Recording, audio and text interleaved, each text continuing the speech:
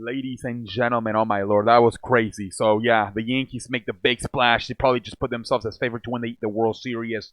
But anyways, the plan that what I was gonna do tonight, the the NFL top 12 teams. That's tonight's plan. I apologize. That caught me off guard right there. Wow, that usually does not happen. I'm a professional. I apologize, but sometimes it happens. That's the world we live in sports, ladies and gentlemen. Sometimes it hits you like a motherfucker in the face, and you have to react. That's what I did. I reacted like the professional that I am, and I pulled an audible, and I made the video. That's what a professional does. If you smell me. But anyways, here the planned video for tonight that I have planned. My NFL top 12 teams. Here we go. First, Baltimore. What the fuck is happening? Oh my lord. Okay, my first team is Baltimore.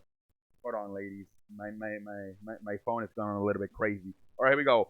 Why not? Obviously, this defense, man. They're like I keep saying, this defense, man. They've been in close games the last few weeks versus Buffalo and San Francisco. Defense is doing their own. Gave up, I believe, what was it? 17 points both times, right, to Buffalo and even San Francisco. They limited them to 20 points or less. This defense is doing its job as well. Lamar Jackson, obviously, the running, the throwing. The last few weeks, he's been limited. His stats have not been that great, but he's still getting the job done against good defenses in Buffalo and San Francisco. So he's not doing it against shitty-ass defense anymore. Last 2 weeks, has done a good defense. Got another good defense coming up this week versus the New York Football Jets. Number 2, San Francisco. Oh, my Lord. First of all, like I said, 2 weeks ago, they did a hell of a job limiting Lamar Jackson. They lost, but it was in the rain, the cold, on the road. They had to travel all the way from the West Coast to the East Coast on a rain, cold weather. You got to face Lamar Jackson, who's unbelievable. It's 1 o'clock in Baltimore, but in your head, you're still in San Francisco, which is only 10 o'clock. And they only lost by there was a pretty close game. They kept it competitive. They limited Lamar Jackson. And then this week, an impressive shootout versus the Saints up there in New Orleans. Jimmy Garoppolo stood toe to toe with Drew Brees. Outslung them. Ends up winning the game at the end. Robbie Gould with a field goal, 48-46. San Francisco, Jimmy Garoppolo, and this San Francisco team showed me a lot. They showed me a lot this week. I was very impressed by them. San Francisco, number 2. Number 3, the Saints. Look, they lost. But damn it, this team again.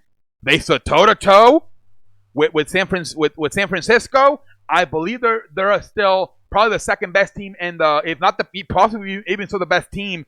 I think San Francisco is the best team in the NFC. I think the Saints are the number 2 team. I believe that was a preview of the NFC Championship game. I believe next month they will meet again.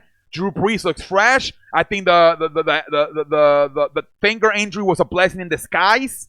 He looked fresher. This time of year last year, he looked tired. He looked fatigued. His arm looked fatigued. Right now, he looks fresh. He looks like it's September instead of December.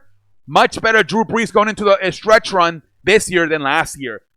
Saints, number 3. Number 4, Kansas City. Look, Kansas City coming off a very good win up in New England. But look, I still scratching my ass a little bit about Kansas City. Defensively, they got a little bit better, but I'm still scratching my ass. Where the hell's the running game? There's no running game in Kansas City. There's not. Patrick Mahomes apparently now has a hand injury. He had a leg injury a few weeks ago. Now he has got a hand injury. He's a little bit fragile. I don't know if I can trust Andy Reid late in late situations in games. Is he thinking about cheeseburgers, or is he thinking about calling a timeout and managing the clock? I still got some questions about Kansas City. Number 4. Number 5, New England. Love their defense.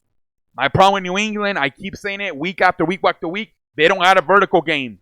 Who the hell is the receiver that's going to take the top of the defense? Nobody. That is their problem. The running game is not as good as last year. Last year, you got Rob Gronkowski. The running game was good with James White, Sony Michel. This year, it's not that good. You no longer have Rob Gronkowski. Who's going to take the top off defenses? That's my question with New England. Number 6, Tennessee. Tennessee's playing hell of a football. Ever since Ryan Tannehill got put into the starting lineup, I believe they're 6-1. They are 8-5 overall. They got Houston coming up, and if they beat Houston, they will take over first place in the AFC South. There's already talked about Ryan Tannehill signing a long-term contract to be their new Tennessee Titans quarterback. This has been a pleasant surprise for Ryan Tannehill and the Tennessee Titans. And I'm looking at this team, and I'm like, could they end up actually winning the AFC South? I mean, it's possible. It's a huge possibility. We'll see what happens when they play Houston in a few weeks. We'll see what happens. Number 7, Green Bay. Great football team. Aaron Rodgers. Defense is getting better. Aaron Jones running the football. Jamal Williams. It's a good football team. I don't think they're as good as San Francisco and the Saints, but they're up there. You could argue they're probably the third best team in the AFC. You could argue that. My problem with them is Matt LaFleur. I still don't know if same thing as Andy Reid. Can I trust them late in games with different situations? And like I said, I'm still worried about them having to face teams like San Francisco, Baltimore. You know, they're not going to play Baltimore unless they get to the Super Bowl, but those type of teams that are going to physical teams that are going to punch you in the mouth. Is Green Bay going to punch back, or are they going to get knocked out? Every time they get punched in the mouth, they get knocked out. San Francisco punched them in the mouth. They had no answer. Seattle. Look, this team is a nice story, but I don't think they're as good defensively, man. They did a good job adding Jadeveon Clowney.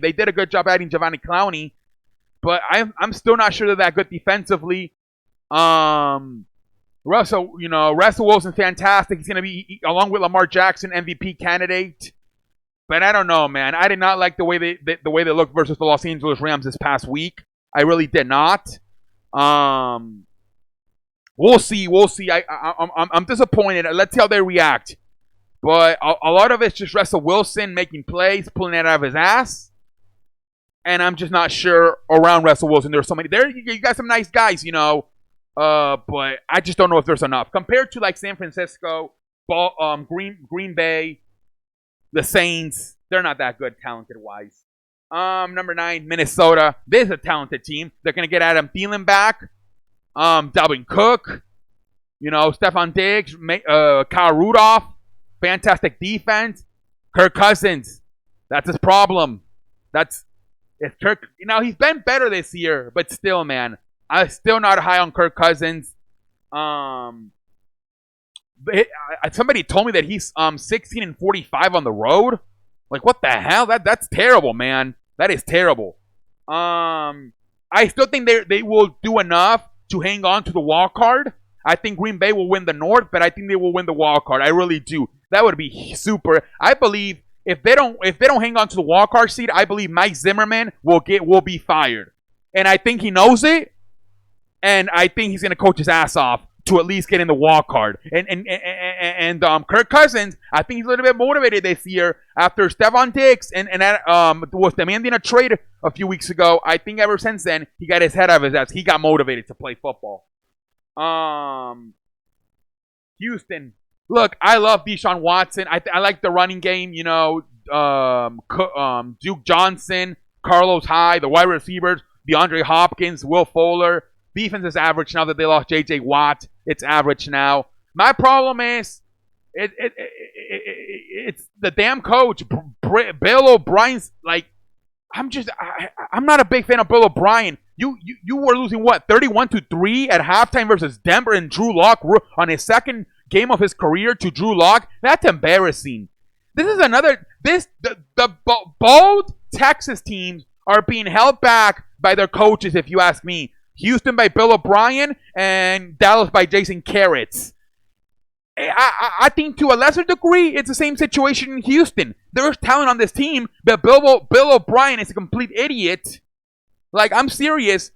I think they gotta get a new coach, but it's gonna be tough. It's tough to get a new coach when you have another chance here to win the AFC South again. This is the problem with Houston, man. Deshaun Watson is so talented, that he's saving Bill O'Brien's ass year after year after year.